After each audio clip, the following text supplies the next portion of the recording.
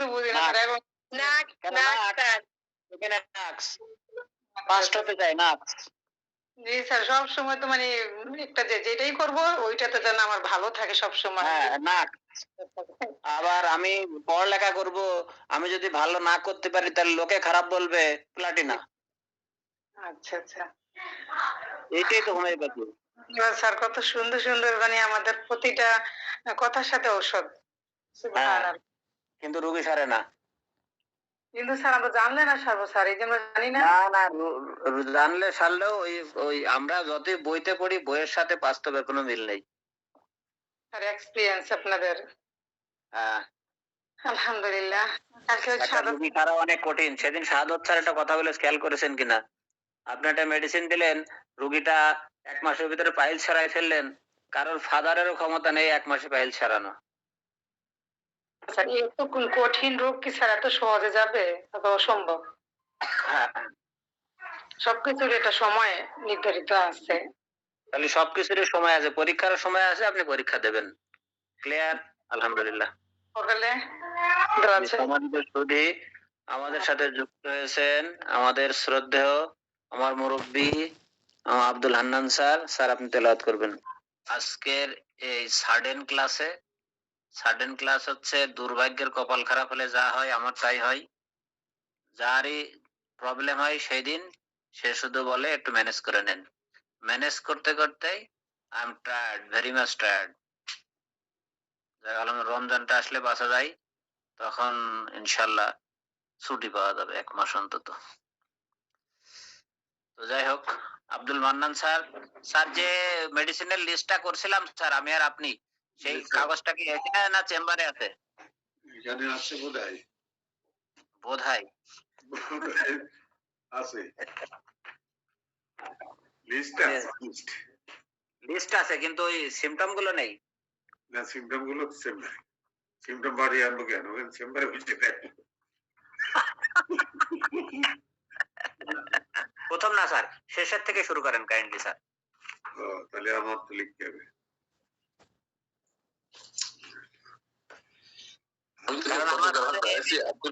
আব্দুল মান্নান স্যারকে কত জ্বালান জানিস অসুবিধা নেই স্যার অসুবিধা নেই ইন্নাল্লাহ মা'আস সাবিরিন ইন্নাল্লাহ মা'আস সাবিরিন আল্লাহ ধৈর্যশীলদের পছন্দ করেন আউযু বিল্লাহি মিনাশ শাইতানির রাজিম বিসমিল্লাহির রহমানির রহিম রব্বি জিদনি ইলমা রব্বি জিদনি ইলমা রব্বি জিদনি ইলমা রব্বি ইশরাহ লি সাদরি ওয়া ইয়াসসির লি আমরি ওয়াহলুল উকদাতাম মিন লিসানি ইয়াফকাহু কওলি ওয়া বিকা নাস্তাঈনু ইয়া ফাত্তাহ জি জি স্যার বলবো শেষের মেডিসিনটা কি আর্টিকেরিয়া ইউরেন্স আমি 2-3টা কাজে ব্যবহার করে থাকি কমনলি যদি আর্টিকেরিয়া ইউরেন্স যদি তার আমবাত থাকে আমবাত বুঝি তো আমরা আমবাত জি স্যার লাল লাল চাকা হয়ে যায় স্যার লাল চাকা হতে পারে গায়ে এমনি চুলকানি হলো আমি আর্টিকেরিয়া ইউজ করি আমবাতে ইউজ করি এপিসের সাথে আমবাতের বিরাট সম্পর্ক যদিও আর হাঁটু যদি ফোলা হয় এবং ইডিমাটিক সেই ক্ষেত্রে আর্টিকেরিয়া ইউজ করি তারপরে ইউরিক অ্যাসিড কমানোর ক্ষেত্রে আর্টিকেরিয়া ইউজ করি আর্টিকেরিয়া শেষ আমার কাছে আর কিছু দেখি না আমি এখন একজন বলেন কোন 3-4টা সিম্পটম বলেন আর্টিকেরিয়া ইউরেন্স চাকা হয়ে যে আমাদের যে চাকা ফুলে উঠে তারপর আবার এই যে পুড়ে গেলে স্যার ওই জায়গার মতো লাগাইলে পুরো জায়গার মতো লাগাইলে স্যার কালো স্পট পড়ে না আমি এটা লাগিয়ে স্যার আমার এক্সপিরিয়েন্স তারপর হচ্ছে আবার চুলকাইলে চুলকে দেখা লাল হয়ে যায় তখনও কিন্তু স্যার আমি ইউজ করে দেখলাম ভালো আবার কালো পড়ে গেলে ওই যে বাতের ভিতর বাথরুম যে স্যার হাঁটুর নিচে হয় দেখা যায় ফোরারমের মধ্যে হয় স্যার নীল নীল হয়ে জায়গাটা একটু উঁচু হয় চুলকায় না কালো স্পট পড়ে এই মনে হয় যে একটা রক্ত জমে আছে কিন্তু স্যার আর্টিকেরিয়া ইউরেন্স দিছি মাশাআল্লাহ আল্লাহর মতে চলে গেছে এগুলা দেখলাম আর কি sir good very good urtica urens আর কারো কোনো কোশ্চেন আছে স্যার মাতৃস্তন্য দুগ্ধ বৃদ্ধিতে আর্টিকেরিয়া ইউরেন্স একটা রেজাল্ট আছে good very good article evidence তাহলে মায়ের দুধ বৃদ্ধিতে আমরা ব্যবহার করে থাকি। আর আর্টিকেল এভিডেন্স আমরা এখানে 18 জন আসে, শিখে যেতে হবে সবাই। সবাই আর্টিকেল এভিডেন্স কালকে থেকে ব্যবহার করতে জানবেন ইনশাআল্লাহ। যে কারো কোনো কোশ্চেন? আমি আবার রিপিট করে ধরবো, দেখেন একটু পরে। আপনি যদি মনে করেন যে মাইন্ড করবেন, করতে পারেন, কোনো অসুবিধা নেই, চলে যেতে পারেন, অসুবিধা নেই, কিন্তু আর্টিকেল এভিডেন্স শিখে যেতে হবে। তাহলে আমরা আবার আরেকবার বলি, আর্টিকেল এভিডেন্স আমরা অ্যালার্জেটিক রিঅ্যাকশনের ক্ষেত্রে আমরা সাধারণত আর্টিকেল ব্যবহার করে থাকি, ইউরিক অ্যাসিড কমানোর ক্ষেত্রে ব্যবহার করে থাকি, তারপরে হচ্ছে ইউরিক অ্যাসিড কমানোর আর্টিকেল মাদার ব্যবহার করে থাকি, স্কিন ইরাপশনের ক্ষেত্রে আর্টিকেল এভিডেন্স ব্যবহার করে থাকি, কোনো ইরাপশন নেই কিন্তু চুলকাচ্ছে তখন আর্টিকেল এভিডেন্স ব্যবহার করা হয়ে থাকে, তারপরে পোড়া জায়গায় দাগ ইয়ের জন্য আর্টিকেল এভিডেন্স ব্যবহার করা হয়ে থাকে, আর স্যার বললেন মাতৃস্তন্য বৃদ্ধি করার জন্য আর্টিকেল এভিডেন্স ব্যবহার করা হয়ে থাকে। শেষ article evidence. Sir next medicine কি ছিল? নেক্সট না previous? Abdul Mannan sir, next না previous? Preceding to this, Thalaspi Barsa. Thlaspi bursa, TH. Thlaspi bursa আমি একটা কাজেই ব্যবহার করে থাকি, লাউড অ্যান্ড ক্লিয়ার কথা, সেটা হচ্ছে blood discharge, any organ, from any organ blood discharge. ঠিক আছে? আর্টিকেল এভিডেন্স আমি কমনলি মাদার ইউজ করি, কিন্তু বেশি দিন ইউজ করি না। তারপরে আপনার সেদিন একটা কেস বলছিলাম না কামরুল স্যার, যে একজন মহিলার 18 সালে তার বাচ্চা হয়েছে, তারপরের থেকে তার মেনস্ট্রুয়েশন বন্ধ হয় না, অল টাইম অল্প বেশি চলতে থাকে, মনে আছে? তাকে থ্যালাসপি পার্সা ব্যবহার করছি, আর ইয়ে ব্যবহার করছি সেবাইনা। আল্লাহর রহমতে রোগীটা ভালো আছে এখন, 1 মাস পর্যন্ত অবজারভেশনে আছে, ভালো হয়নি রোগী, কিন্তু সারেনি এখনো। ঠিক আছে, সে রোগীর কমপক্ষে 10টা মেজর প্রবলেম আছে। তো যাই হোক, এইটা তার আপাতত ইয়ে আছে, দেখা যাক কি হয়। কমন ব্লাড ডিসচার্জের ক্ষেত্রে থ্যালাসপি বার্সা আমি ইউজ করে থাকি, আমার কাছে সব আছে, এর মাদার আছে, পোটেন্সি আছে। জি স্যার। আচ্ছা, Mother, father সবই আছে। হ্যাঁ, যদি ব্লাড ডার্ক ক্লটেড যদি হয়, অথবা ব্লাড যেরকম ব্লাড ডিসচার্জ হলে আমি ইউজ করে থাকি। আর ডার্ক ক্লটেড এর ক্ষেত্রে কিন্তু সেবাইনা একটু বড় একটা মেডিসিন, SABIN, সেবাইনা অনেক বড় মেডিসিন। ব্লাড যদি আপনার ইয়ে হয়, লালচে হয়, কি হবে? কি হবে? মিলিফোলিয়াম। ঠিক আছে, মিলিফোলিয়াম কাভার না দিলে আপনি মিলিলোটাস ইউজ করতে পারেন, কোনো মিলিলোটাস, কোনো অসুবিধা নেই। ওকে স্যার, তাহলে থ্যালাসপি পার্স আমরা কোন মানে আমি ব্যবহার করি, আপনারা ব্যবহার করতে পারেন কোন কোন ক্ষেত্রে? ব্লাড ডিসচার্জের ক্ষেত্রে, ইপিস্ট্যাক্সিস নাক দিয়ে রক্ত পড়ায় ব্যবহার করতে পারেন, মেনস্ট্রুয়েশন অধিক ব্লিডিং হলে তো এটা কমনলি ইউজ করে এবং কাজ হয়ে যায় আলহামদুলিল্লাহ। তারপরে হচ্ছে প্রেগন্যান্সি ডিউরিং এ যদি হচ্ছে হয় ব্লিডিং, সেই ক্ষেত্রে থ্যালাসপি ইউজ করতে পারি আমরা। ঠিক আছে, তবে স্যার এরকম আরেকটা মেডিসিন স্যার, ব্লুমিয়া। জি স্যার, এই ব্লিডিং ভাই আমি গরিব মানুষ, ব্যাক ক্যান্সার, এই মেডিসিন আমি ইউজ করিনি, আমার কাছে নেই। বলেন আপনি আর একটু ইয়ে বলেন। ওটাই স্যার, এই যে বললেন যে ব্লিডিং, স্পেশালি আপনার পিরিয়ডের আগে পরে যে ব্লিডিংটা, এই ব্লিডিংটা ভালো রেজাল্ট পাইছে এটা। Good, very good, very good, thank you sir. তাহলে এখানে কি কি আসলো আমাদের, একটা কম্পারেটিভ স্টাডি করে ফেলি। থ্যালাসপি বার্সা আসলো, সেবাইনা আসলো, মিলিফোলিয়াম আসলো, মিলিলোটাস আসলো, ব্লুমিয়া আসলো, তাই তো? Yes sir. আচ্ছা, এবার একজন বলেন, যে কোনো একজন। তারিক স্যার বলেন, শোনা যাচ্ছে? সবাই ঘুমাচ্ছে আমি ছাড়া। কি বলেন স্যার, যে কষ্ট স্যার, ও তো বাবা জেগে উঠবে স্যার ইনশাআল্লাহ। জি, সাবিনা ম্যাডাম বলেন, সাবিনা ম্যাডাম শুনতে পাচ্ছেন? হ্যালো, কালকে শুনতে পাবে না। স্যার রাত তো বিষয়ে বুঝলাম না। না ওই শীতের সময় ইদ্রিস স্যার শুনতে পাচ্ছেন স্যার আমারে? আসসালামু আলাইকুম স্যার, ইদ্রিস স্যার। আসসালামু আলাইকুম ইদ্রিস স্যার।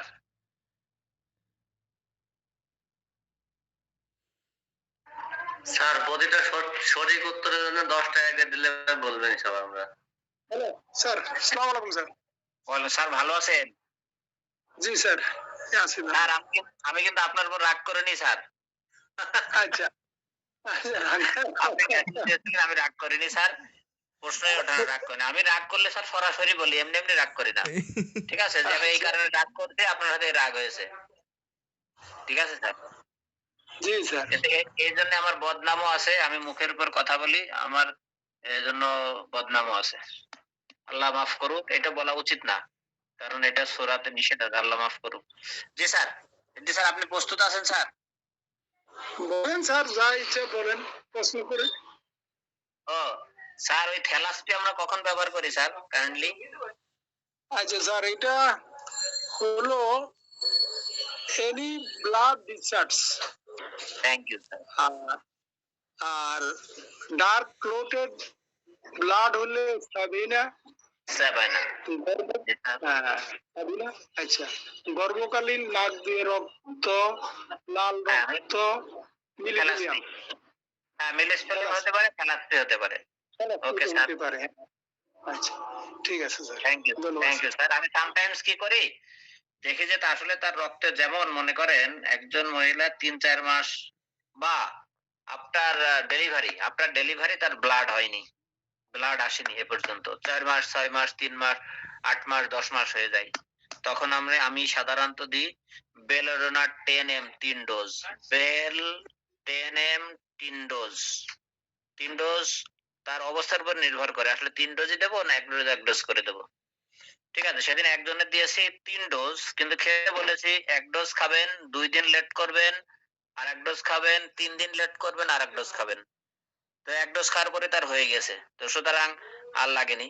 কারণ 3 ডোজ পর খাওয়ালে পরে ব্লিডিং লম্বা হয়ে যায়, 20-25 দিন লম্বা হয়ে যায়, তখন রোগী ভয় পেয়ে যায়। তো যাই হোক, এটা যখন হওয়ার পরে যখন দেখা যাচ্ছে ব্লিডিং বেশি হচ্ছে, 20 দিন, 18 দিন, 19 দিন, তখন 2টা মেডিসিন ইউজ করি। আমি কি ইউজ করি? থ্যালাসপি মাদার দেই আর মিলিফোলিয়াম পাওয়ার দেই, অথবা মিলিফোলিয়াম পাওয়ার দেই, এই মাদার দেই, থ্যালাসপি পাওয়ার দেই, অথবা দেখা যায় যদি ক্লট হয় তখন হচ্ছে সাবাইনা মাদার দেই আর মিলিফোলিয়াম হচ্ছে পাওয়ার দেই। এটা আমার এক্সপেরিয়েন্স বলছে স্যার, আপনারা মানতে পারেন নাও পারেন, দ্যাট ডাজন্ট ম্যাটার। আর কারো কোশ্চেন আছে ব্লাড ডিসচার্জের উপরে?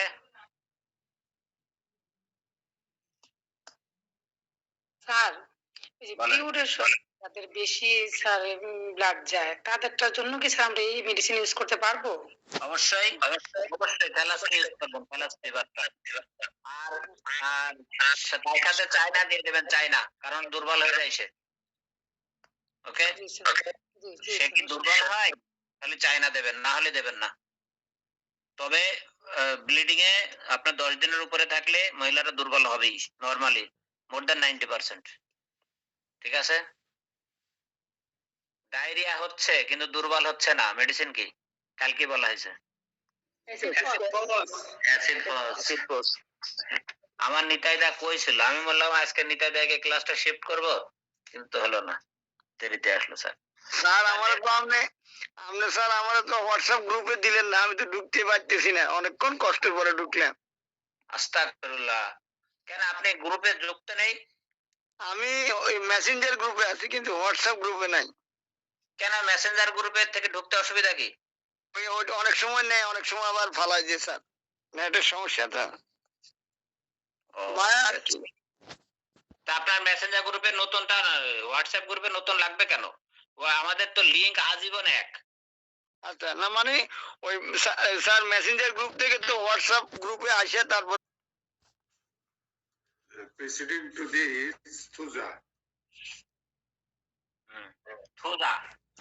থুজা অক্সিডেন্টালিস, তাই তো? This থুজার 5টা সিম্পটম বলতে হবে, যেটা না থাকলে আমরা থুজা দিই না। কোন সিম্পটমে থুজা দিই সেটা না, কোন সিম্পটম না থাকলে থুজা দিই না সেটা বলতে হবে। কে বলবে? নাকি আমি বলবো?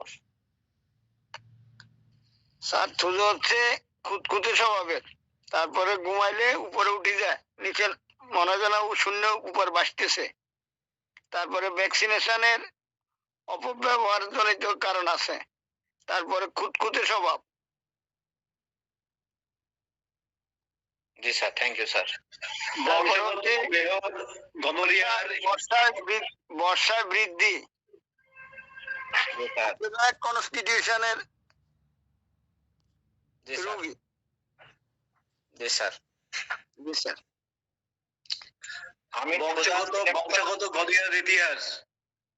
2 হলো পেটের মধ্যে কি যেন আছে জীবন্ত। স্যার, বংশগত গনোরিয়ার ইতিহাস খুঁজে পেয়ে থুজা দিয়েছেন, একটা রোগীর উদাহরণ দেবেন কাইন্ডলি আমারে? জি স্যার, জব্বর প্রশ্ন করছেন স্যার। বলেন স্যার, কারেক্ট। বলেন স্যার। থিওরির সাথে প্র্যাকটিক্যাল আমাদের প্র্যাকটিস মিলবে না কিন্তু, আর যদি মিলাতে যান তাহলে রোগী ভালো হবে না। জি স্যার। একটা রোগীর গনোরিয়ার হিস্ট্রি বের করতে গেলে ডাক্তারের খবর হয়ে যায়। ঠিক আছে আর এটা তো বলবে না স্যার, থুজার রোগী তো হইলো সে হচ্ছে সবকিছু লুকায়, সে তো কথা বলবে না, প্রথমে 3 মাসেও তো বলবে না স্যার। Correct, correct. থুজা পৃথিবীতে সবচেয়ে বেশি ব্যবহৃত হয় ওয়াটস এর ক্ষেত্রে, ওয়াটস, আঁচিলের ক্ষেত্রে। আমি আঁচিলটা যদি নরম দেখি তাহলে থুজা দেই না। আর অন্য কোন আঁচিলে প্রথম মেডিসিন থুজা, নরম আঁচিলে প্রথম মেডিসিন থুজা না, আমি দিই না। কারণ নরম আঁচিল গুলো আমি আগেই বলে দিই এই আঁচিল পড়ার সম্ভাবনা কম এবং দেরি হবে। আর যদি আঁচিলটা খসখসে হয়, একটু মোটা টাইপের হয়, ফাটা হয়, সেক্ষেত্রে থুজা খুব ভালো কাজ করে, সত্যি কথা যা দেখেছি। কারণ আঁচিলে বেশ কয়েকটা মেডিসিন, তাহলে আঁচিল আমরা থুজা ব্যবহার করি। রোগীর অন্যতম একটা বৈশিষ্ট্য থাকে থুজার, সে হচ্ছে একটা জায়গায় নির্দিষ্ট থাকে, সে যেটা চিন্তা করবে সেটাই করবে। ঠিক আছে? আর সে মনে করে, যেটাকে বাংলায় বলে বদ্ধমূল ধারণা। বদ্ধমূল ধারণা। জি স্যার, জি স্যার। এইটা থুজার রোগীর ডার্কে তার ফেয়ার থাকবে, অন্ধকারে তার ভয় থাকবে, নাও থাকতে পারে। তবে মনে করবে পিস পিস কেউ আসতেছে। ঠিক আছে? থুজা কি মিষ্টি পছন্দ করে না করে না?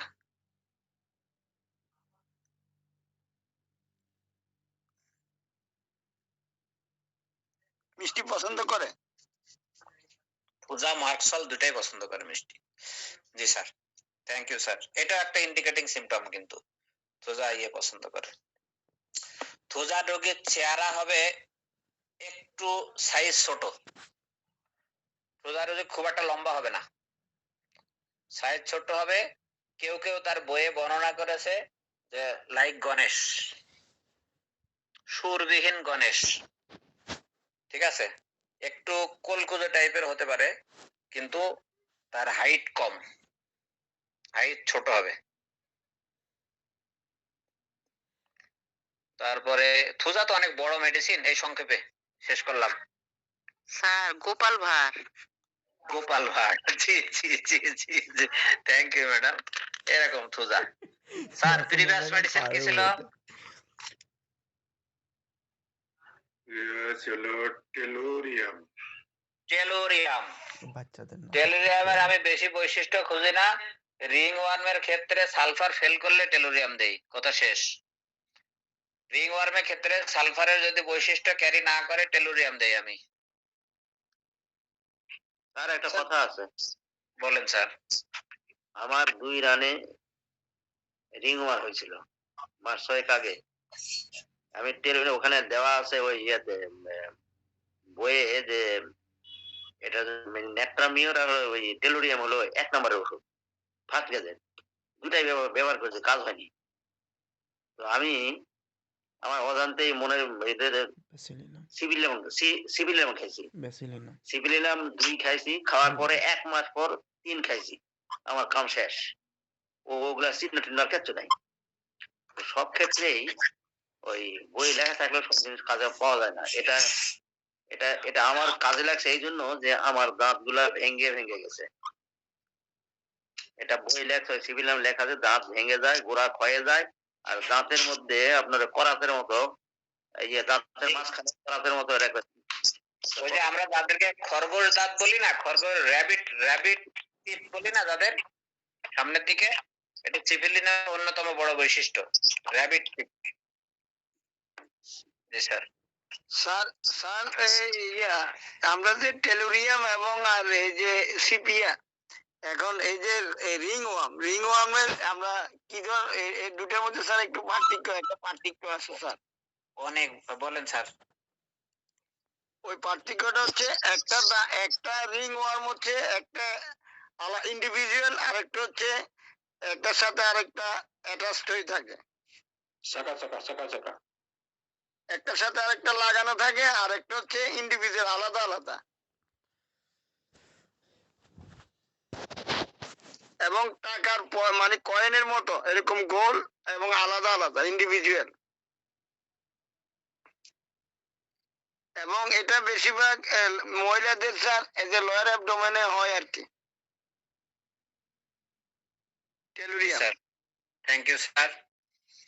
তাহলে টেলুরিয়াম কমনলি আমরা রিং ওয়ান স্ক্রিন অপশন এক।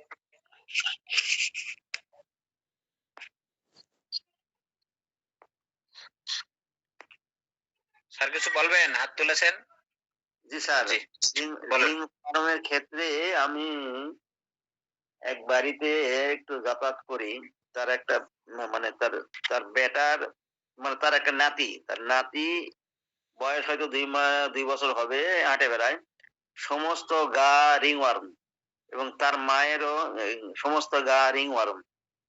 তো আমি এটার জন্য ওই সরিনাম দিয়েছিলাম M2, এবং এতে কাজ হয়ে গেছে। ওই সরিনামে লেখা আছে যে এটা রিংওয়ার্মের জন্য কাজ করে। আর বংশগত চর্মরোগ, যেহেতু বাচ্চাটার হলো বংশগত চর্মরোগ তার মায়ের আছে, এই জন্য আমি দিলাম বাচ্চাটার জন্য। তো মায়াকে দিয়েছে, দুটাই কাজ করছে, দুটো ওই এক ডোজে M2 তে সেরে গেছে।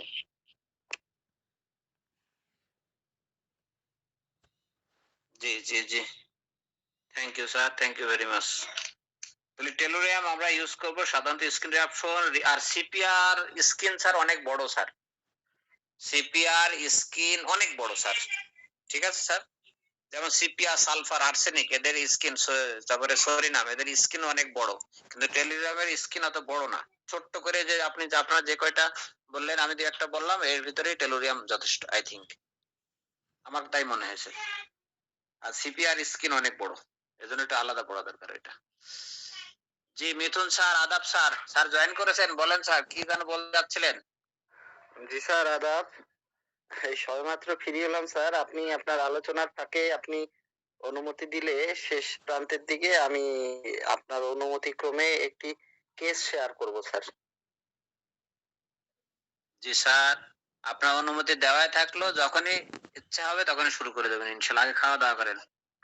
জয় হোক হোমিওপ্যাথির। জি ওষুধ আসতেছে, অসুবিধা নেই। জি স্যার, তার আগে কি ওষুধ ছিল? ট্যাবেকাম ছিল, ট্যাবেকাম বলা আছে স্যার? টেলিগ্রাম নাই, সিম্পাইটাম আছে। আচ্ছা সিমফাইটাম আসতেছি। ট্যাবেকাম মেডিসিনটা আমি সেদিন একজনকে দিয়েছি, আল্লাহর রহমতে অনেক ভালো কাজ করছে। এই ব্যাপারে মিথুন স্যারের একটা ফর্মুলা আমার খুব ভালো কাজ করছে। এর আগেও আমি যেটা ট্যাবেকাম সাধারণত যাদের ওই যে ধূমপান অথবা তামাকের কাজ বা ইত্যাদি এরকম হিস্ট্রি আছে, আমি যে মহিলাকে দিয়েছিলাম তার হচ্ছে মূলত শ্বাসকষ্টের অ্যাজমাটিক পেশেন্ট, তো তাকে ট্যাবেকাম 200 দিয়েছিলাম। তার সাথে অবশ্য মাদার দিয়েছিলাম এরালিয়া দিয়েছিলাম। ট্যাবেকাম 200 এ এখন সে ভালো আছে, রোগী এসেছিল। অবশ্য ট্যাবেকাম আমি নেক্সট পটেনশিয়াল দেইনি, অন্য মেডিসিন চেঞ্জ করে দিয়েছি। তো আল্লাহর রহমতে ট্যাবেকামে কাজ করছে। সে 17-18 বছর ওই তামাকের কাজ করতো। ঠিক আছে, ওকে। তাহলে ট্যাবেকাম আমরা ইউজ করি সাধারণত দারুন দারুন স্যার দারুন। তামাকের যে কাজ করছে, তামাকের জমিতে কাজ করতো না তামাক বানাইতো না তামাকের কারখানায় কাজ করতো? ফ্যাক্টরিতে কাজ করতো স্যার, গুলের ফ্যাক্টরিতে। ও ফ্যাক্টরি, ঠিক আছে, আলহামদুলিল্লাহ। আচ্ছা, আর হচ্ছে ট্যাবেকামে এটা সাধারণত আমি ইউজ করে থাকি। এই তো আমার ক্ষেত্রে এটা। আর যদি আর একটু কসকসানি করতে বলেন তাহলে করা যাবে, অসুবিধা নেই। বলা আছে নোজিয়া, আইসি কোল্ডনেস, সুয়েট, তার মানে তার মাথা ঘোরা এবং শরীর একেবারে ঠান্ডা, খুবই ঠান্ডা, আর আবার ঘাম। তারপরে বলা হচ্ছে যে সি সিকনেস, তার সাগরে গেলে। আমার মনে হয় এইসব এইভাবে ইয়ে করে ওসব হয়ও না, মনেও থাকে না, দরকার নেই।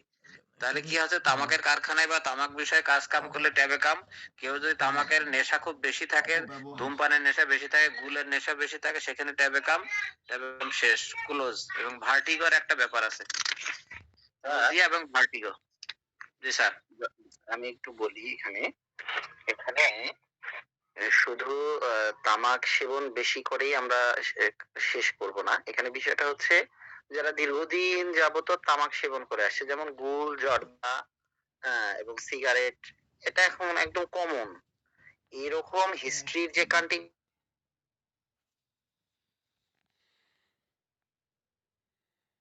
করছে এবং এখনো সেটা আছে চলস্থায়।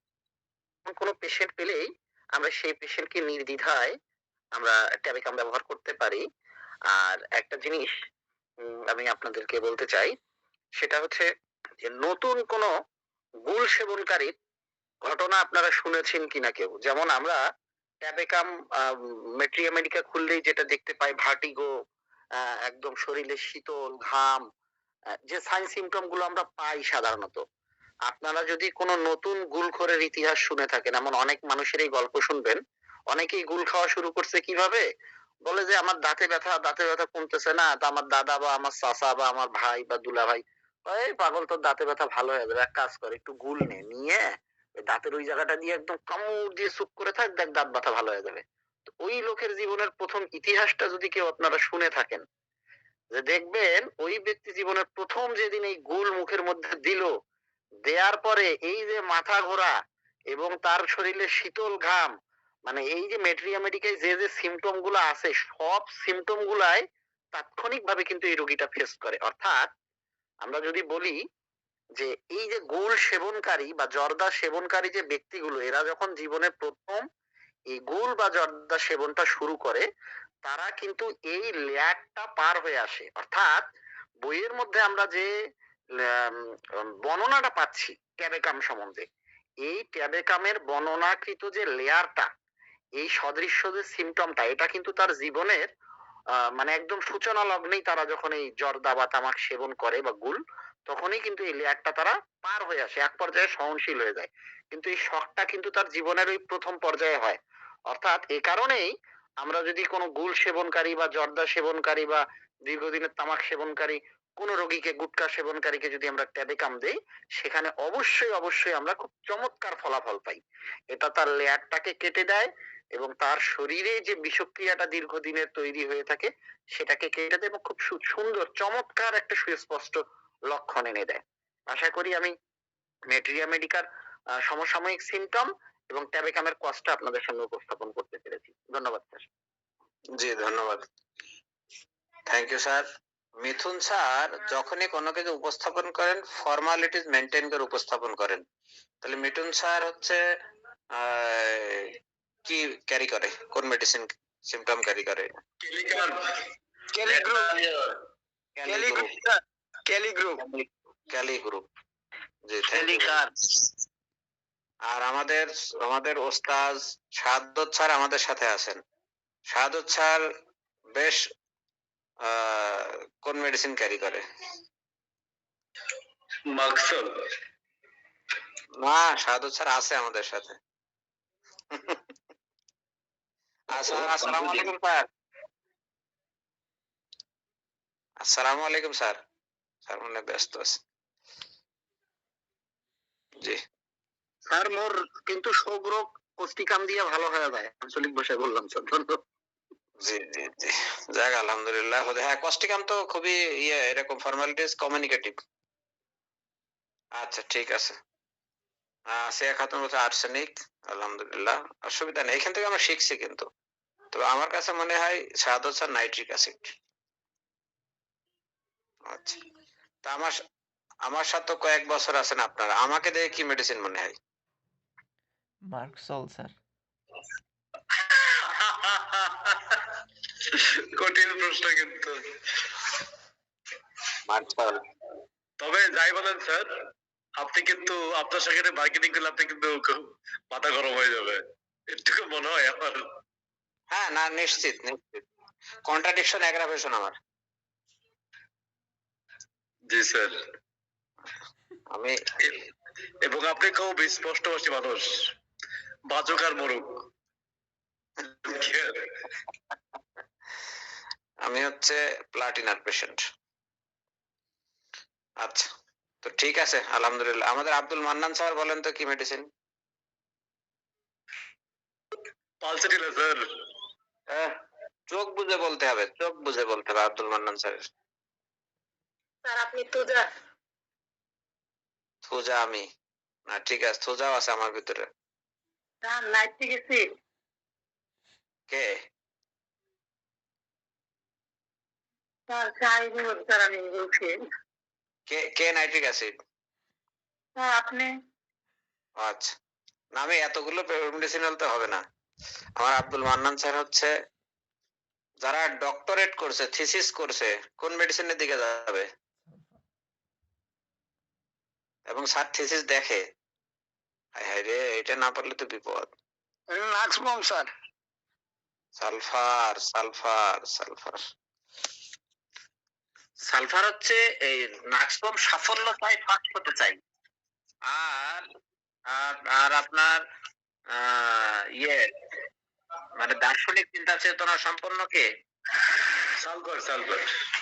সালফার সালফার কিন্তু স্যার নিজেরটা বেশি, নিজে অনেক বেশি প্রমাণ মনে করে আর কি, নিজের ঠিক আছে, আমরা ট্র্যাক চেঞ্জ হয়ে গেছে আমাদের। আব্দুল মান্নান স্যার, তার আগের মেডিসিনটা কি বলেন স্যার?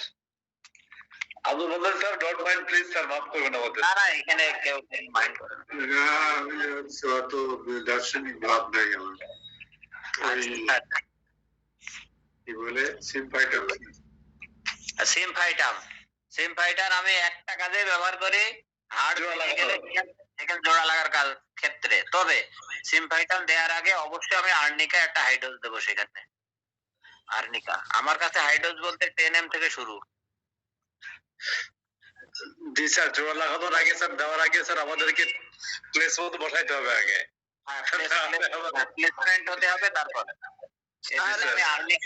যে প্যাকসারটা এখন স্যার, এটা সিম্পটম কি ক্র্যাকে না প্যাকসারে? দুইটাতেই দেবো। ওই ক্রাকে স্যার, ক্রাকে দিলে সহজে হবে, আর যদি ফ্র্যাকচার হয়ে যায় সেটা তো আগে সেট করতে হবে, তারপরে সিম্পাইটাম কাজ করবে। আমি ব্যবহার করে থাকি এটা। এখন আপনারা আপনাদের এক্সপেরিয়েন্স শেয়ার করতে পারেন। স্যার তার আগের মেডিসিন কি স্যার?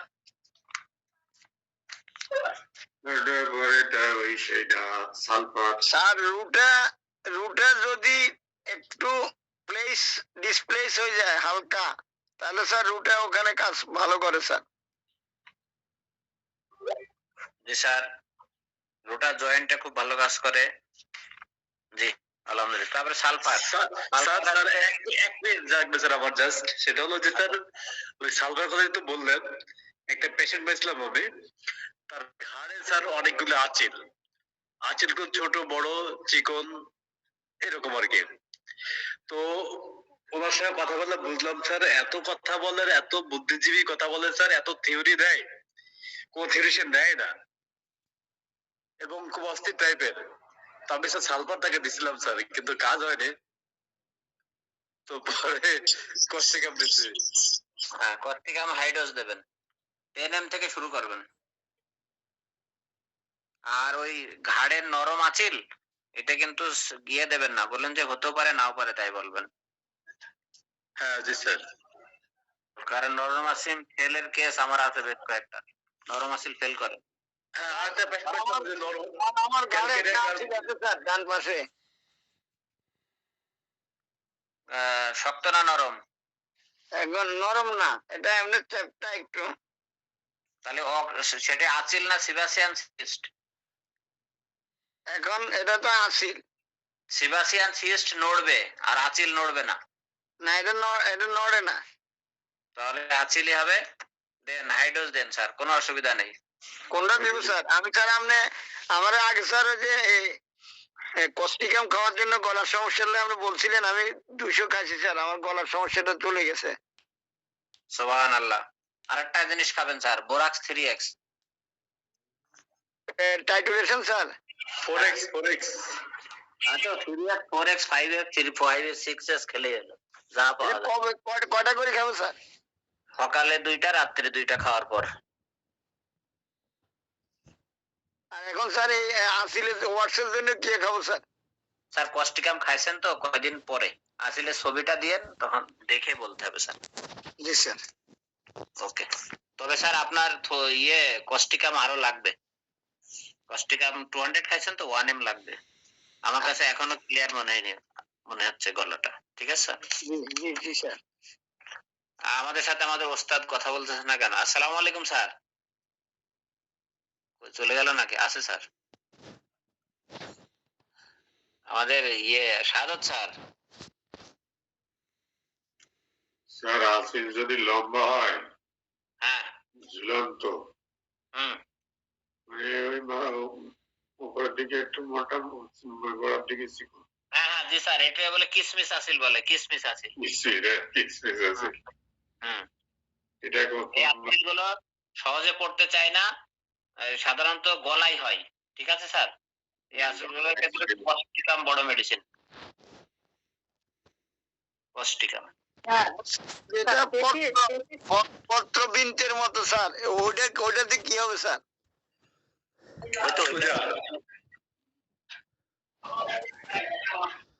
ওইটাই মানে সুচালো উপরে, মানে পাতার মতো বোটার মতো উপরে সুচালো, নিচে মোটা। উপরে সুচালো, ওটা মোটা। ওখানে আপনার নেট্রাম মিউরের কাজ আছে ভালো।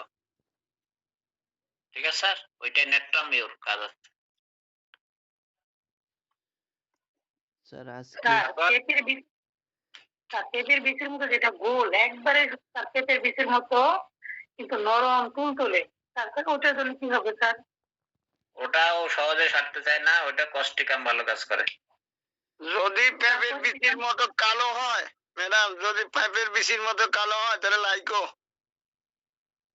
জি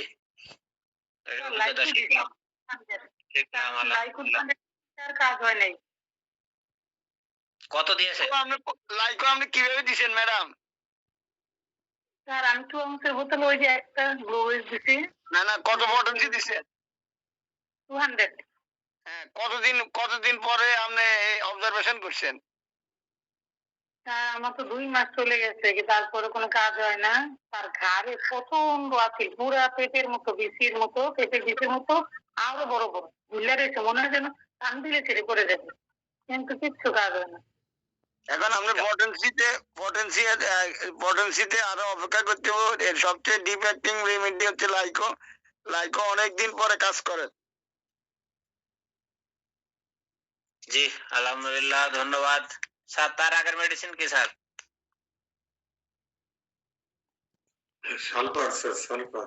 সালফারের আগে? সালফার তো বড় মেডিসিন, ওর সংক্ষেপে হবে না। তার আগেরটা স্যার? স্টাফিশিগেরিয়া। স্টাফিশিগেরিয়া সবাই বলে সাপ্রেশন, তারপরে ধারালো সুচালো বা ধারালো ছুরি দিয়ে বা অন্য কিছু, যেমন সার্জারি করার পরে বা ইত্যাদি ইত্যাদি ব্যবহার করছি, ফল পাওয়া যায়, অসুবিধা নেই। আর স্টাফিশিগেরিয়া সবচেয়ে বড় যে জায়গায় আমি ব্যবহার করে থাকি, আমার ক্ষেত্রে বলতেছি, ছোট ছোট টিপস তো, সেটা হচ্ছে সেক্স আর অ্যাঙ্গার সাপ্রেশন। সেক্স অ্যাঙ্গার বোধ যদি সাপ্রেশন থাকে তাহলে নিশ্চিতভাবে স্টাফিশিগেরিয়া কাজ করবে। আর এমনিতেই সেক্স সাপ্রেশন বা অ্যাঙ্গার সাপ্রেশনে সেই জায়গাটায় কাজের পসিবিলিটি কমে যায়, কিন্তু করে কাজ। কিন্তু বোথ যদি থাকে, অ্যাকম্পানিড বাই যদি হয়, তাহলে অবশ্যই স্টাফিসিয়া সেই জায়গাটায় কাজ করে। ক্লিয়ার কিনা বিষয়টা? চোখের পাতার স্যার বলবেন না? চোখের পরে স্টেজ স্টেজ স্টাই, হ্যাঁ স্টাই তো স্টাফিসিয়া কাজ দেই। তবে স্টাই আমি কমনলি ইউজ করি, আপনারা যাই বলেন কেন, আমি প্রথম ইউজ করি সালফার ইউজ করি, এপিসি ইউজ করি, স্টাফিসি ইউজ করি, তারপরে হচ্ছে আর্নিকা ইউজ করি কখনো, তারপরে এই তো স্টাফিসিকে ইউজ করি। জি স্যার, আমার একটা জানার ছিল স্যার, লেবার পেইনে পূর্বের সেলাই জায়গায় ব্যথা করে, এখন ওখানে কি হবে স্যার? আমি অনেক খুঁজি পাই না। কি লেবার পেনে পূর্বে সেলাই জায়গায় ব্যবহার করবে ব্যথা করবে কেন? ব্যথা করে ওখানে, মানে যখন আবার দ্বিতীয় সন্তান প্রসব করার সময় ওই জায়গাটাতে ব্যথা করে। ওই যে ইয়ে করে না, বাচ্চা বের করে কি করি, সিজারিয়া। আচ্ছা বুঝছি। এটা স্যার কমন ফেনোমেনা। এটা আমার মনে হয় কোনো ইয়ের কিছু না। এমনিতেই তো প্রথমবার সার্জারি মানে সিজারের পরে তার পেটটা যখন ইয়ে হয়, ওই জায়গায় তো ওগুলো তো টেনে 7টা পর্দা আছে, টেনে সেলাই করা হয়। ঠিক আছে, টেনে সেলাই করার পর পেট যখন আস্তে আস্তে বড় হয়। আর পেইন মানে কি, লেবার পেন মানে কি? লেবার পেন মানে তার প্রসব বেদনা স্যার, দ্বিতীয়বার সন্তান নিতে প্রসব বেদনার সময় আমি তো সেটা আবার ওই ছেলের জায়গাটাতে ব্যথা করে স্যার। এটা আমি অনেক খুঁজতেছি স্যার, এটা মানে আমার স্যার আমি জানা নাই। লেবার পেন মানে কি, তার পেলভিস কি হয়, তখন কি হয়, এই অর্গানগুলো তখন কি হয়, বড় হতে থাকে না, ডাইলেট হতে থাকে। হ্যাঁ ডাইলেট হতে থাকে। তাহলে সেটা তো তখন তো পেইন হবেই, ওই জায়গাটায় তো চাপ পড়বে, ব্যথা হবে। এটা নিয়ে তো টেনশনের কোনো কারণ নেই স্যার। আমি বোঝাতে পারছি কিনা বিষয়টা? দ্বিতীয়বার প্রসবের সময়, মানে প্রথম সন্তান তো জন্মদান করছে এবং দ্বিতীয় সন্তান ডেলিভারির সময় তার ব্যথাটা শুধু স্পেসিফিক ওই জায়গায়। আমি বোঝাতে পারিনি স্যার, আমি আবার বলতেছি নতুন করে। জোয়ারদার স্যার, জি স্যার। ওই নিতাই স্যার যেটা বলছে, আমি যদি ভুল না করে থাকি, বিষয়টা হচ্ছে নিতাই স্যার যেটা বলতে যাচ্ছে, সিজারিয়ান যদি কোনো বেবি হয়ে থাকে কোনো মায়ের, পরবর্তীতে আবার সেই মা যদি দ্বিতীয় সন্তান প্রসব করতে চায়, সেক্ষেত্রে তার সিজারিয়ান উক্ত জায়গায় ওই ডেলিভারির সময় খুব পেইন বোধ করে, এইটাই তো নিতাই স্যার নাকি? জি জি, ওইটাই। এখন বিষয় হচ্ছে, খুব সুন্দরভাবে এটা নিয়ে আহামরি খোঁজার কোনো কিছু নাই। এই পেশেন্টটাকে আপনি আগে যদি তার এই ডেলিভারির বেশ কয়েক মাস আগেই যদি আপনি তাকে অর্গানিক সিস্টেম, অর্গানোপ্যাথিক রেমেডি হিসেবে যদি এস্টাফাইসিগ্রিয়া ব্যবহার করতে পারেন বা হাইপেরিগাম ব্যবহার করতে পারেন, তাহলে তার ওই যে সিজারিয়ান সেকশনের যে একটা জের রয়ে গিয়েছে, অর্থাৎ অপারেশনের পরবর্তী যে জের, এটা সংশোধন হয়ে যাবে এবং আপনার পরবর্তীতে এই রোগী ডেলিভারির সময় উক্ত জায়গায় আর কোনো রূপ পেইন ফিল করবে না। বোঝাতে পেরেছি স্যার? আমরা স্যার আমি যেটা মানে অনেকগুলো এই অপারেশনের সিজার করার পরে অনেকগুলো রোগীর কোমরে ব্যথা ছিল, ওগুলাতে স্যার এই যে হাইপেরিকাম দেওয়াতে ওদের কোমরে ব্যথা চলে গেছে। হ্যাঁ, কিন্তু আপনি যে প্রশ্নটা করেছেন স্যার, আপনার প্রশ্নের উত্তর কি দিতে পেরেছি স্যার? এখন এটা স্যার আমি যদি সামনে আবার এটা অ্যাপ্লাই করে দেখবো আর কি স্যার। আমার একটা রোগীতে আমি ফেলিউর হয়েছিলাম, যার কারণে আমি একটু একটা রুগীতে কখনো বলা যাবে না স্যার, বেশ কয়েকটা রুগীতে আপনাকে রিচার্জ করে দেখতে হবে। একটা রুগীতে কখনো সিদ্ধান্তে উপনীত হওয়া যাবে না। মিনিমাম বেশ 10টা। বেশ কিছু রুগীর উপরে আপনি রিচার্জ চালান, তাহলে বুঝতে পারবেন। যে আব্দুল সামাদ স্যার। স্যার এটা তো বলছে প্রসবের সময়, প্রসবের সময় তো চাপ পরে যেতে, চাপ দেওয়া যে হয়, প্রসবের জন্য যে চাপটা দেওয়া হয়, এই চাপের জন্য তো ওটা ব্যথা হতে পারে, কারণ ওই অনুপাতে তো প্রসারিত হয় নাই, যে অনুসারে চাপ দেওয়া হয়, তো এই চাপের জন্য এটার এই সমস্যা আমি মনে করি। জি স্যার, আমি তো এটা বারবার বোঝানোর চেষ্টা করতেছি। সেটা হচ্ছে যখন তার সিজার হলো, হওয়ার পরে যখন এটি স্টিচ দেওয়া হলো, এটা 7টা লেয়ার আছে। এই লেয়ার গুলো আসলে কি ন্যাচারাল হবে? যতই আমরা স্টিচ দিই, যতই ব্যথা দিয়ে ইয়ে দিই, আঠা দিয়ে যাই দিই, হবে না। আর এখন বেশিরভাগ সার্জারি গুলো করে কসমেটিক করে, কিন্তু আজ থেকে 15-16 বছর আগে কসমেটিক সার্জারি করতো না তেমন মায়েরা, কারণ এখন ওই যে নাভি বের করে ঘুরে বেড়াই তো হাড়ি পরে, যার কারণে কসমেটিক করলে পরে ওইটা দেখা যায় না। ডোন্ট মাইন্ড, কিছু মনে করেন না ল্যাঙ্গুয়েজে। এখন আসলে আগে কিন্তু এই কাটাটা কাটতো লম্বা কাটা, আপনারা কেউ জানেন কিনা অবশ্যই, মানে দেখছেন কিনা, আমি দেখছি লম্বা কাটা। এখন কিন্তু কসমেটিক করার কারণে ওইটা হচ্ছে আড়াআড়ি কাটে, অর্থাৎ হচ্ছে আপনার হরিজন্টাল। হ্যাঁ, ওই কাটার কারণে ওখানে যতই সেলাই দেন না কেন, ঠিক আছে, তখন ওই সেলাইটা উপযুক্ত ভাবে হওয়ার কথা না, কারণ ন্যাচারাল আর আর্টিফিশিয়াল এক হবে না। তাহলে ওই জায়গাটায় চামড়াগুলো টেনে টেনে সেলাই করা হয়, ওইভাবেই সে সেইভাবে জেনারেট করে টিস্যু গুলো। আচ্ছা, তাহলে ওই বেবি যখন সে ক্যারি করতেছে, এমনি দেখবেন কোন মায়ের যখন 5-6 মাস হয়ে যায়, তার কিন্তু তার হাইট যদি কম থাকে এবং বডি যদি ইয়ে হয়, তাহলে কিন্তু তার তলপেটে ব্যথা হয়, এবং এই ব্যথাটা অল্প অল্প ব্যথা বা অনুভূত হয় আস্তে আস্তে। কিসের ব্যথা? কারণ ওই ইয়ে যে বড় হচ্ছে, ইউটেরাস যে বড় হচ্ছে, এর সাথে বেলি অ্যাডাপ্ট করতে সময় লাগতেছে, বেলি যে হচ্ছে স্কিন, ঠিক সেরকমই ঘটনাই ঘটে। যখন লেবার পেনটা ওঠে, তখন ওই যে চামড়া সংকুচিত করে সেলাইটা দেয়া হয়েছিল, স্যার একটু আগে যেটা বললেন, ওই চাপটা পড়ে সেই জায়গাটায়, যার কারণে ওই পেনটা হয়। এই পেনটা কিন্তু আবার যেই ডেলিভারি হয়ে যাবে বা সিজার হয়ে যাবে, তখন আর পেনটা কিন্তু থাকবে না। তো সুতরাং এই পেনটা নিয়ে আমার মনে হয় আমাদের খুব একটা উদ্বিগ্ন হওয়ার কোনো কারণ নেই, এটা হচ্ছে লজিক। এই পেনের ক্ষেত্রে কমনলি লেবার পেনে আমরা যেসব মেডিসিন ইউজ করি, আর ওই সময় এই ধরনের মেডিসিন ইউজ না করে তার ডেলিভারিটা কত দ্রুত করানো যায় এটার দিকে মনোযোগী দেওয়াটাই মানে বুদ্ধিমানের কাজ। জি, সাদত স্যার কিছু বললেন যদি। আসসালামু আলাইকুম স্যার।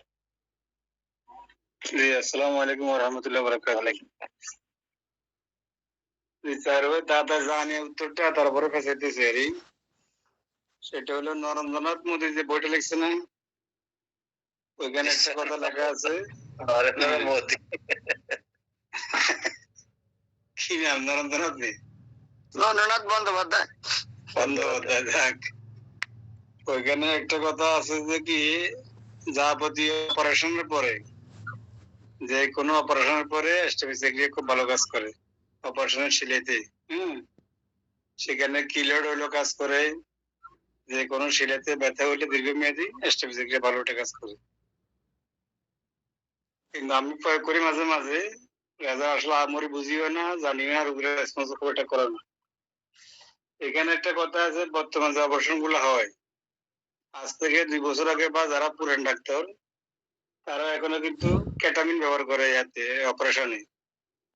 কেটামিনের দীর্ঘমেয়াদী প্রভাব হচ্ছে শরীরের ভিতরে খরচ কম, দীর্ঘমেয়াদী প্রভাব হইলেও অ্যানেস্থেসিয়া লাগে না, অ্যানেস্থেসিস লাগে না সাধারণত, রোগী নিজে সাবাস করে, ডাক্তার নিজে সাবাস করে ফেলে।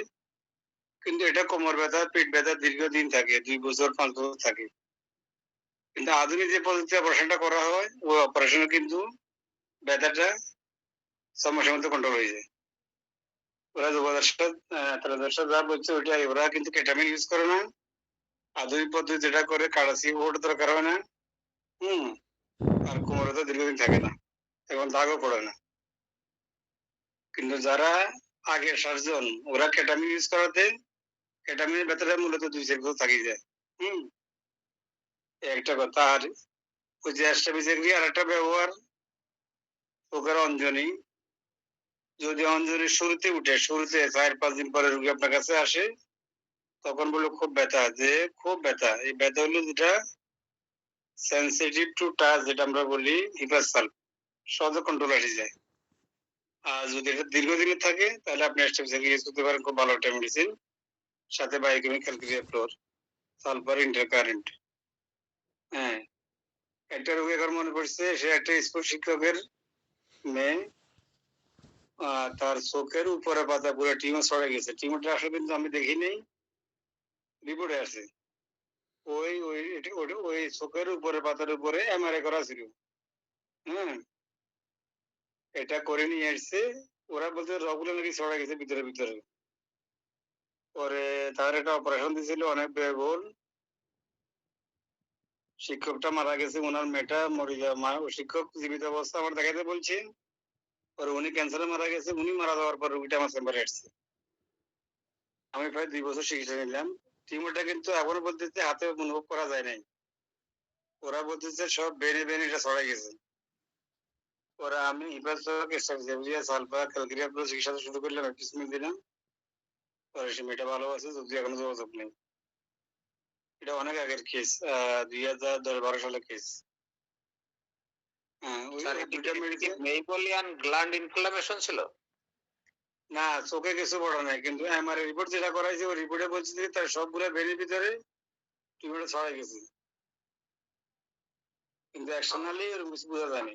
হ্যাঁ, সে অসুস্থ দেখতে পেত, দেখতে কম দেখতে পেত, মাথা ঘুরাইতো, কয়েকটা স্থানীয় লক্ষণ ছিল। আচ্ছা আচ্ছা। কিন্তু রোগীটা কেমনে বলা যায় জানি না, কিন্তু ভালো হয়ে গেছে, কিন্তু এখন যোগাযোগ আর নেই। ওই আলহামদুলিল্লাহ। দাদা বারবার ওটা বলতে অপারেশনের পরে সিলেট জায়গায় ভালো কাজ করে। একটা রুগী লেবার পেইনে আমি ওরে জিজ্ঞাসা করছিলাম, মানে ভিতরে যে ব্যথা কোন জায়গায়, বলতেছে লেবার পেইনটা তার শুধু ওই যে আগের যে অপারেশনের জায়গায় এই জায়গাটা ব্যথা করতেছে, অন্য জায়গায় না, মানে ওই জায়গাটায় চাপ পড়লে ওই জায়গাটায় ব্যথা করতেছে। পরে স্যার ওইটা না আবার দিচ্ছি, পরে অপারেশনে পরে ডাক্তারের কাছে রেফার করে দিয়েছি, মহিলা ডাক্তারের কাছে। জি স্যার। আপনার ওই রোগীটা নিতাই দাদা কোনোভাবেই ওই অবস্থাতে এস্টাফাইসিক্রিয়া দেওয়াটা উচিত হবে না। এই রোগীগুলার দেখা যাচ্ছে একটা রোগী সিজারিয়ান বেবি সন্তান প্রসব করার পর যদি ওই রোগীটা আপনার হাতে আসে, ওই তার 1-2 মাসের মধ্যেই যদি আপনি এস্টাফাইসিক্রিয়া ওখানে প্রয়োগ করতে পারেন, এই যে তার লিভার পেইন হওয়ার সময় যে উক্ত কাটা স্থানে যে ব্যথাটা, এই ব্যথাটা ইনশাল্লাহ থাকবে না। ওই জায়গায় আপনি দেখবেন যে তার যে ত্রুটি বিচ্যুতি গুলো আছে অপারেশন জনিত, এগুলো সব দূরীভূত হয়ে যাবে। কিন্তু আপনি যদি শুধু ওই লেবার পেইনের সময়টাকে কেন্দ্র করে এস্টাফাইসিক্রিয়া দিতে যান, এতে করে কিন্তু হিতে বিপরীত হইতে পারে। ওই সময় কেন্দ্র করে দেওয়া যাবে না। হ্যাঁ, এটা ওই অপারেশনের পরপরই এই কাজটা করতে হবে, তাহলে আর এই সময়টা ফেস করতে হবে না। ধন্যবাদ। Thank you. জি আসিয়া ম্যাডাম, বলেন ম্যাডাম। আসসালামু আলাইকুম। ওয়ালাইকুম স্যার, আসসালাম। আমি একটু সত্যি সমস্যা আছি, সবার কাছে একটু আমি আজকে আন্তরিকভাবে দুঃখিত আপনাদের কাছে এবং ক্ষমা প্রার্থী যে আজকে আমার আলোচনার দিন ছিল, কিন্তু অনিবার্য কারণবশত আমি আজকে ব্যর্থ হয়েছি আলোচনা করতে এবং স্যারের সঙ্গে যোগাযোগ করেছি। যাই হোক, আমি একটি কেস উপস্থাপন করব আপনাদের সামনে। আমি কেসটি উপস্থাপন করার পূর্বে ওই মেসেজের লেখার ভিত্তিতে আমি শ্রদ্ধেয় ডাক্তার মোহাম্মদ মনির হোসেন স্যারের দৃষ্টি আকর্ষণ করছি। আশা করছি যে 17 বছরের এক বালিকা রোগীর এবং রোগীর পরিবারের উপস্থাপন। 2-3 বছর যাবত ভয়াবহ ধরনের শ্বাসকষ্ট এবং কনভালশন, ভয়াবহ ধরনের কোনো অস্বাভাবিক পরিস্থিতির সম্মুখীন হলেই তার এই শ্বাসকষ্ট এবং কনভালশন শুরু হয়। যে কোনো ধরনের অস্বাভাবিক পরিস্থিতি, যেমন তার সামনে যদি সে কোনো অ্যাক্সিডেন্ট, কোনো রাগারাগি, কোনো ঝগড়া, কোনো বিবাদ, কোনো মারামারি অর্থাৎ অপ্রীতিকর যে কোনো ঘটনা যদি সে দেখে, তাৎক্ষণিকভাবেই তীব্র শ্বাসকষ্ট এবং প্রচন্ড ভাবে একদম ভয়াবহ পরিস্থিতির কনভালশন শুরু হয়ে যায়। আচ্ছা, 3 বছর আগে তার এই সমস্যাটার উৎপত্তি হয়। কিভাবে উৎপত্তিটা হয়? সে তখন স্কুলে পড়ছিল। স্কুলে পড়া অবস্থায় তার কোনো এক অঙ্ক টিচার তার পাশের এক বন্ধুকে, তার পাশের বেঞ্চে বসা তার এক বন্ধুকে ডাস্টার দিয়ে সজোরে ঢিল ছুঁড়ে মারে এবং এই ঢিলটা এত জোরে এসে তার বন্ধুর কপালে লাগে যে ডাস্টারের কর্নার দিয়ে তার বন্ধুর কপালটা ছিদ্র হয়ে যায় এবং খুব দ্রুত গতিতে একদম দরদর করে রক্ত পড়তে শুরু করে। এই অবস্থা দেখেই সে কিন্তু সেখানে অজ্ঞান হয়ে গিয়েছিল। এই তখন থেকেই কিন্তু তার এই শ্বাসকষ্ট এবং এই কনভালশন শুরু।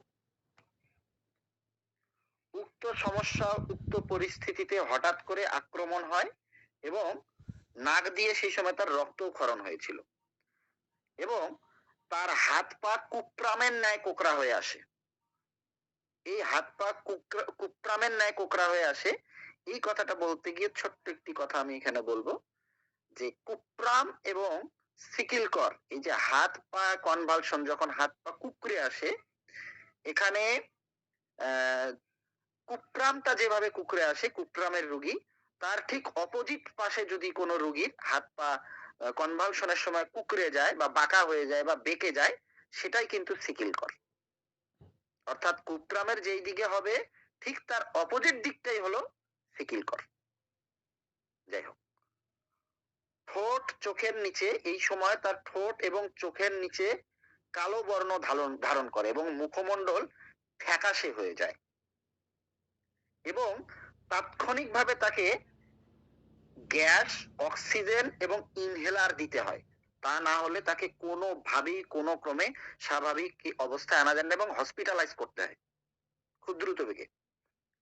ফলে উক্ত সমস্যা স্বাভাবিক হয়, অর্থাৎ হসপিটালাইজ করে যখন এই ব্যবস্থাপনাগুলো তার করা যায় তখন কিন্তু রোগীটা মোটামুটি স্বাভাবিক হয়ে আসে এবং উক্ত অবস্থায় রোগীর কোনো জ্ঞান থাকে না। রোগীর স্বাভাবিকভাবে সবসময় তার শরীর দুর্বল বোধ, পিপাসাহীনতা, কোন রূপ পিপাসা নেই, গলা মুখ শুষ্ক তবু পিপাসা নেই, অর্থাৎ যেটা আমরা পালসের মধ্যে পাই। অস্থির নিদ্রা, অর্থাৎ ঘুমায় কিন্তু ঘুমের মধ্যে একটা অস্থিরতা এবং তৃপ্তিদায়ক ঘুম না, শেষ রাত্রে নিদ্রা আসে, অর্থাৎ প্রথম রাত্রি প্রায় এসে বলে যে ভাই আমার ঘুমটা আসে একবারে রাত 3টার পরে, তার আগ পর্যন্ত সারা রাত বিছানায় ছটপট ছটপট করে কাটাতে হয়। ঋতুস্রাব তার অনিয়মিত, কোনো মাসে আগে কোনো মাসে পরে হয়। ঋতুস্রাবের আগের দিন থেকে কোমর এবং জরায়ু প্রদেশে ঠিক সেবাইনার ন্যায় তীব্র ব্যথা হয়। ঋতুস্রাব শুরু হলে ব্যথাটি আস্তে আস্তে কমে যায়। পায়ের তালুতে, পায়ের গোড়ালিতে এবং শরীরের প্রতিটি জয়েন্টে জয়েন্টে তীব্র থেকে তীব্রতর ব্যথা। এই ব্যথাটি সে ভুগছে দীর্ঘ 7 বছর যাবত। Rheumatoid arthritis. প্রতিদিন সন্ধ্যায় মাথা ব্যথা করে, প্রতিদিন নিয়ম করে সন্ধ্যাবেলায় মাথা ব্যথা করে এবং উক্ত ব্যথা তার মা যদি মাথায় তেল দিয়ে মাসাজ করে এবং টিপে দেয় তাহলে সে ভালো বোধ করে, তা না হলে কোনোভাবেই মাথা ব্যথা কমে না এবং শরীরের ব্যথাও তার চাপে কিছুটা উপশম।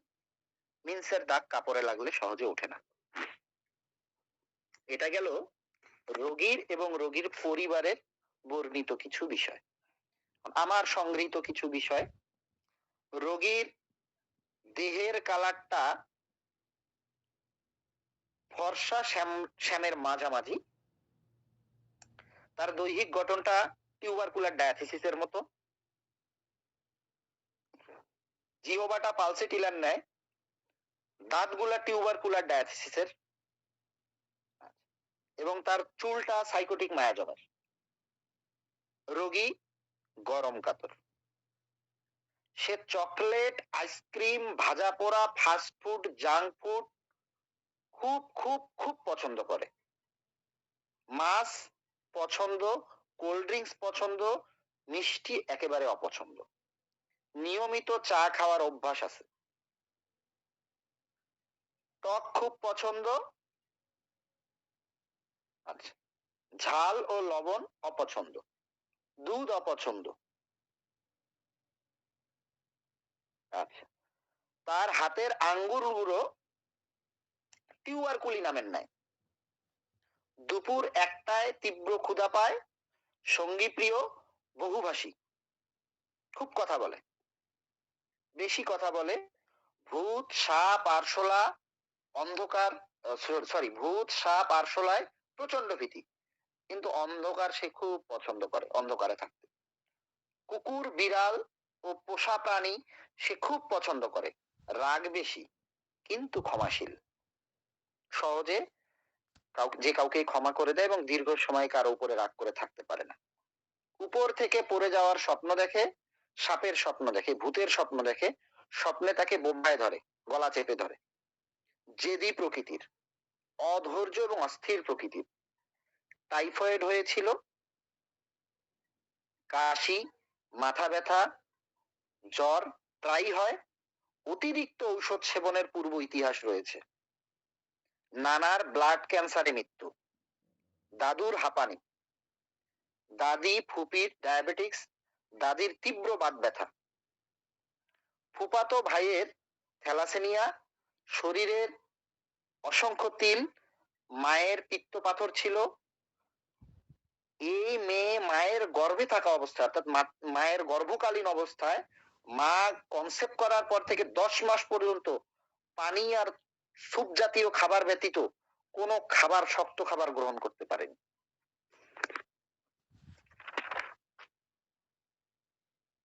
এই রোগীকে আমি ঔষধ প্রেসক্রাইব করি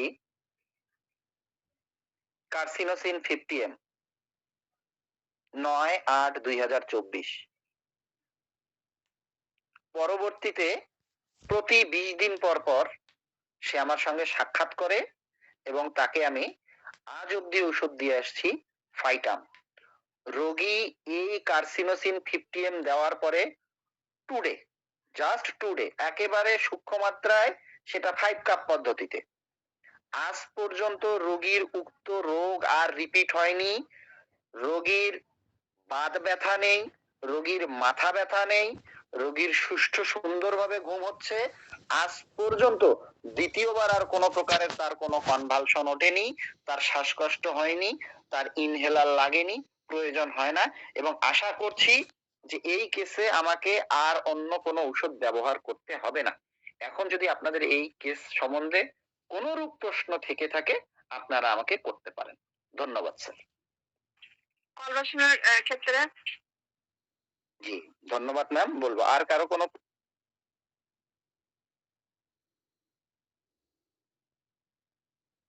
ছিল স্যার?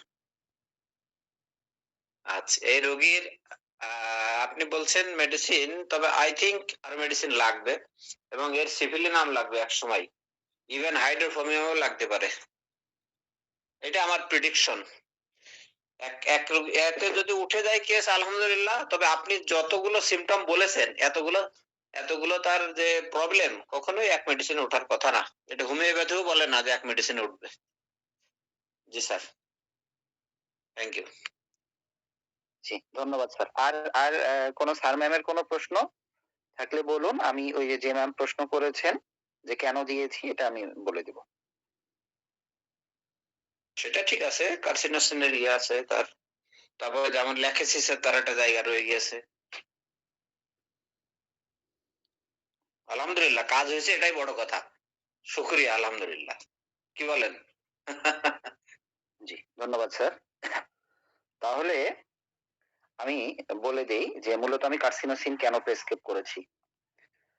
সব থেকে বৃহৎ বিষয় হচ্ছে যে বংশগতভাবে কার্সিনোসিন একটা লেয়ার, অর্থাৎ ক্যান্সারের একটা লেয়ার কিন্তু সে নিয়ে আসছে। অর্থাৎ আপনারা অবশ্যই শুনেছেন, এটা একটি বিষয়। আর সব থেকে বৃহৎ বিষয় হচ্ছে যে কার্সিনোসিনের লেয়ার যখন একটা ব্যক্তি ক্যারি করবে, তার মানে হচ্ছে ওই ব্যক্তিটা কিন্তু ক্যান্সারের জন্য উপযুক্ত একটা ভূমি, অর্থাৎ ক্যান্সার প্রবণতা যুক্ত বিশিষ্ট। যেমন আমরা বলি টিউবারকুলার ডায়াথিসিস, এটা কিন্তু কার্সিনোমা ডায়াথিসিসের একটা পেশেন্ট। সর্বপ্রথম পুরো কেস হিস্ট্রি অবজার্ভ করে কিন্তু আমি পেয়েছি এটা। দ্বিতীয় কথা দেখুন, আমাদের মেট্রিয়া মেডিকা এবং রেপাইজেশন করে যদি আমরা দেখি যে ভয় পেয়ে, অতীতে ভয় পাওয়ার ইতিহাসে যদি কোনো রোগ হয়ে থাকে, সেক্ষেত্রে আমাদের তিনটি বড় বড় ঔষধ আছে, তিনটি খুব সুন্দর ঔষধ আছে। একটি হচ্ছে অ্যাকোনাইট, দ্বিতীয়টি হচ্ছে ওপিয়াম, তৃতীয়টি হচ্ছে কার্সিনোসিন। চমৎকার ঔষধ। আমি এই তিনটির মধ্যে অ্যাকোনাইট দিতে পারতাম, ওপিয়াম দিতে পারতাম, কিন্তু সেটা আমি কেন করলাম না? আমি করলাম না এ কারণেই যে রোগীর পছন্দ অপছন্দকে আমি প্রাধান্য দিলাম, রোগীর দৈহিক গঠনটাকে আমি প্রাধান্য দিলাম, রোগীর জেনেটিক এবং তার ব্যক্তিগত জীবনে ক্যারি করছে যে লেয়ারটা কার্সিনোমা ডায়াথিসিস, সেটাকে আমি প্রাধান্য দিলাম। এবং তার যে ভয়, এই যে তার এই 3 বছর আগে তার শ্বাসকষ্ট শুরু হলো, এই শ্বাসকষ্ট শুরু হওয়ার প্রধান কারণটাই হচ্ছে যে এই যে তার চোখের সামনে তার বন্ধুর যে আকস্মিক একটা অ্যাক্সিডেন্ট, সে এত তীব্রভাবে তার মানসিক একটা রিয়েক্ট করেছে। এটা আরো 10 জন তো তার বন্ধু বান্ধব ছিল, তাদের মধ্যে এই ধরনের কোনো রিয়াক্ট হলো না, কিন্তু তার মধ্যে কেন হলো? কারণটা হচ্ছে সে এই লেয়ারটা কিন্তু ক্যারি করছে। ক্যারি করার কারণেই তার ওই লেয়ারেই কেবল এটা শক করেছে, তীব্রভাবে প্রতিক্রিয়া সৃষ্টি করেছে, এবং তখন থেকেই কিন্তু তার এই রোগটা উৎপত্তি লাভ করেছে, এবং সে দীর্ঘ 3 বছর যাবত সেটাকে সাফার করছে। এই কজটাকে আমি প্রাধান্য দিয়েছি, তার লেয়ারটাকে আমি প্রাধান্য দিয়েছি, তার পছন্দ অপছন্দকে আমি প্রাধান্য দিয়েছি। আচ্ছা, আমাদের শ্রদ্ধেয় জোয়ারদার স্যার বলেছেন যে ল্যাক্সিসের, হ্যাঁ আমরা সকলেই মোটামুটি জানি যে আমি এখানে যে লক্ষণগুলো বর্ণনা করলাম, এখানে কিন্তু অনেক লক্ষণ আমি বর্ণনা করেছি আমি, এবং এভাবেই আমি কেস টেকিং মূলত করি দীর্ঘ সময় নিয়ে। তো তাতে করে দেখা যাচ্ছে এখানে অনেক ওষুধের মিশ্র সিমটম রয়েছে। আমি কিন্তু উল্লেখ করে করে বলেছি যে এই রোগীকে যদি কোনো ডাক্তার দেখে, ওই তার কনভালশন অবস্থা, সে দেখা মাত্রই কুপ্রাম দিবে, কারণ তার কনভালশনের ফুল সিমটমটা হচ্ছে কুপ্রাম, হয় কুপ্রাম দিবে নয় কুপ্রাম আর্স দিবে, অর্থাৎ তার সিমটম গুলো কিন্তু এমন। আচ্ছা, তার ওই যে মেনস্ট্রুয়েশন কালীন সময় যে সিমটম গুলো আসতেছে, যে কোনো ডাক্তার দেখলে ওই হয় ল্যাক্সিস দিবে, নয় দেখা যাচ্ছে সেবাইনা দিবে, প্যালিয়েটিভ সিস্টেম একটা চলে আসবে। এখন কথা হচ্ছে যে আমরা জানি যখন একটা রোগীর মধ্যে অনেক ঔষধের মিশ্র লেয়ার তৈরি হয়, তখন তার রুট লেভেলে যে লেয়ারটা থাকে, একদম গোড়ায় রুট লেভেলে যে লেয়ার থাকে, এবং যে লেয়ারটা ওই রোগীকে পরিপূর্ণভাবে কাভার করতে পারবে, এটাকে প্রাধান্য দিয়ে যদি আমরা ঔষধ সিলেকশন করতে পারি। আমি স্যার মূলত এরকম অসংখ্য কেস আছে, এই কেসটা উপস্থাপনের পিছনে আমার কারণ হচ্ছে একটাই, যেমন জোয়ারদার স্যার বললেন যে এক মেডিসিনে ওঠে না, স্যারের সঙ্গে আমি আবার যদি কন্ট্রাডিকশন করি, আমি এই কথায় একমত নয়, কারণ আমি ইতিপূর্বেও স্যার কিছু কেস আপনাদের মাঝে উপস্থাপন করেছি।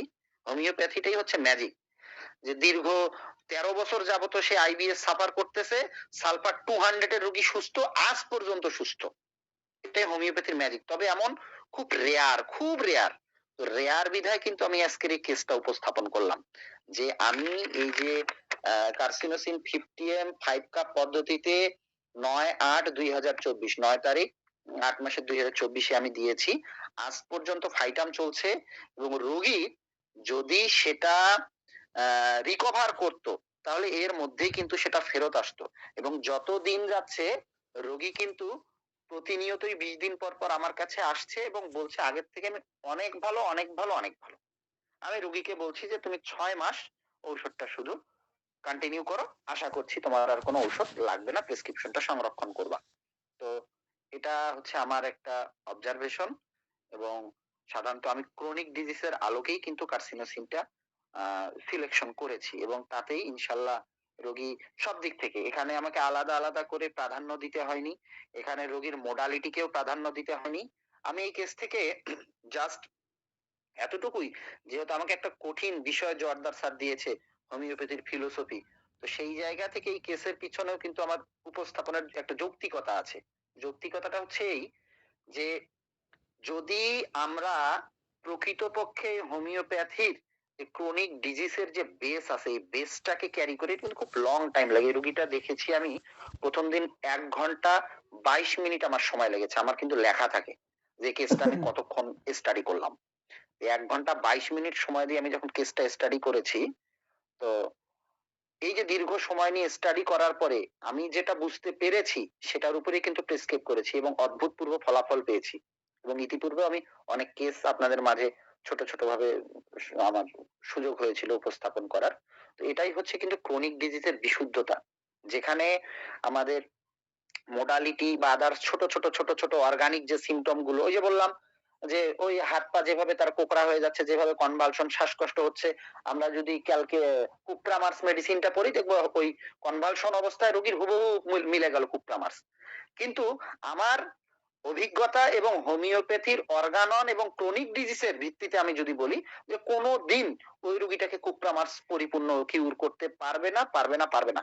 কারণ এই রোগীর রুটটা কোথায়, কোথা থেকে সে আক্রান্ত হলো, কিভাবে সে আজকে এই রোগটা সাফার করতেছে, কেন সাফার করতেছে, তার তো আরো বন্ধু বান্ধব ছিল, তাদের এমন হলো না, তার কেন। খুব ডিপলি যদি আমরা এই কেসটাকে নিয়ে ভাবি, তাহলে কিন্তু আমাদের ঔষধ, আমি আশা করি যে কার্সিনোসিনও আসবে এবং অন্য স্যারের আরো অন্য মেডিসিন আসতে পারে, তবে রোগীটা সর্বদিক দিয়ে এখন তার কোনো প্রবলেম নেই, সে মানে একদম সর্বাঙ্গীন সুস্থ যাকে বলা যায়। এটাই হচ্ছে হোমিওপ্যাথির ম্যাজিক, যে আমি একটা রোগীর 2-4টা সিমটম হয়তো বা কমে গেল আর অন্য সিমটম আছে, যদি রোগীর উন্নতি হয় সার্বিকভাবে উন্নতি হবে। এটাই হচ্ছে হোমিওপ্যাথির সিঙ্গেল ডোজের ম্যাজিক। ধন্যবাদ স্যার, আমি যদি ভুল ত্রুটি কিছু বা অতিরিক্ত কিছু বলে থাকি আপনারা সিনিয়ররা আছেন, ক্ষমা সুন্দর দৃষ্টিতে দেখবেন। ধন্যবাদ।